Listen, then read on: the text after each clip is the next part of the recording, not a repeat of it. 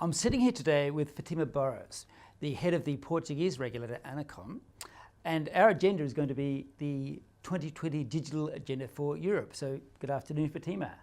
Hello, nice to meet you. It's a great pleasure for me to be here and to have the opportunity to tell you something about the European digital agenda for 2020.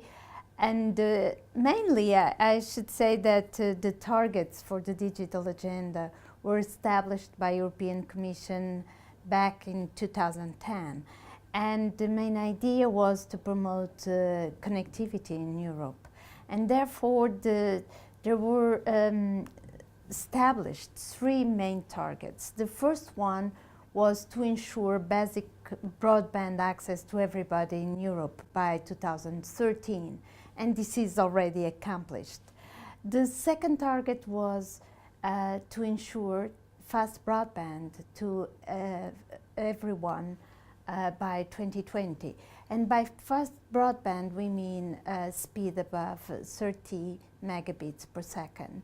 And finally, the third target was to ensure that 50% of broadband subscriptions were subscriptions of ultra-fast broadband, which means more than 100 megabits per second. And this is the big challenge for Europe, is to make sure that by 2020 we will achieve these targets. And the main difficulty is for sure to ensure that these rural areas and less dense areas will be covered by that time. So I would say that the main challenge for the European Union right now is connectivity. Right now, the Commission set the DSM, the Digital Single Market Strategy, that is a set of 16 actions that should be done by the end of this year, and that want to promote the digital economy in the European Union. And one of these actions is the revision of the regulatory framework for telecommunications. And in this case, this is where regulators are involved right now. We are discussing the main objectives of this regulatory framework review. And of course, this will be very important for the future of broadband in Europe. Right, so there's quite a comprehensive framework and set of targets on the broadband connectivity side. How about on the industry policy side? Well, actually, in our case, we don't deal much with industry policy as regulators. However, I think that the European Union and the European Commission is pretty much concerned about the impact that the digital has in the whole economy of the European Union, and how important it will be for economic growth and for innovation. Therefore, they are promoting many actions, in particular for the development of 5G.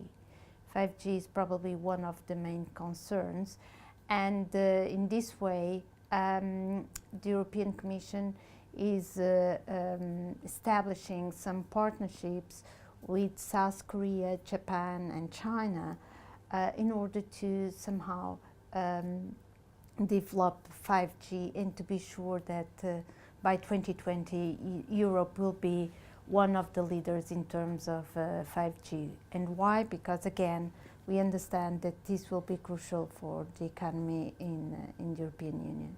So broadband aside, there are so many other digital issues that must come across your desk. What are some of the big challenges that you're facing? Well, so as I mentioned to you before, connectivity is one of the issues. In particular because we must make sure that we will avoid the digital divide. This means that we will make sure that all the rural areas and less dense areas will have access to fast broadband. And this is of course a big challenge because as you know, deploying fast broadband in these areas is very expensive, and there is no business case for private investors. And this means that either we should rely on state aid, so some kind of public-private partnerships that somehow will provide the investments for these regions, or otherwise we will have a problem.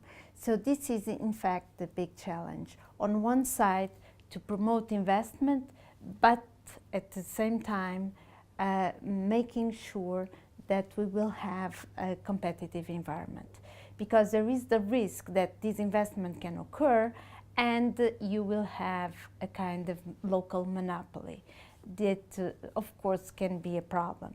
But on the other side, the risk is that we don't have any service provider in this region. So I think this is one of the most important challenges that regulators are facing right now.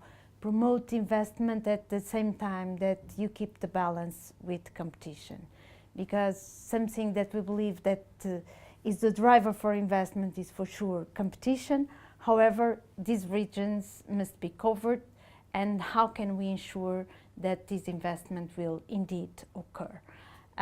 So I think so far we are working hard in Europe to make sure that we will have a better connected Europe. In this part of the world, and in Southeast Asia in particular, governments are also grappling with these issues of digital society. What insights or lessons have you learned that you can share with them? Well, I think that I was quite surprised by many things that I heard today during these discussions, and where I could see that in this part of the world we share the best practices that we have in many other regions. So somehow the concerns are more or less the same, maybe at a different level, but of course connectivity is also one of the main issues, and to ensure the deployment of fast broadband networks. I would say that what is important is to learn from the lessons of other countries. In particular, I believe that we could be more efficient in the way we will get this investment in fast broadband. In Europe, we put lots of pressure to have infrastructure competition, and I believe that it's probably more efficient to try to find other ways, like co-investment or infrastructure sharing, instead of trying to have these several platforms competing against each other. I think it's more efficient from the economic point of view. And we have some experiences in Europe that show that somehow we could try to get other models to deploy the networks. Something that is important, and this was the message that I brought today, was that sharing the physical infrastructure, so sharing the access to ducts and poles, is probably one of the best ways to get a reduction on the cost of deploying NGN networks. Great. Well, there's a lot of potential connectivity out there in Southeast Asia, and those are some great ideas to help getting those people connected. Thanks very much, Fátima. Thank you.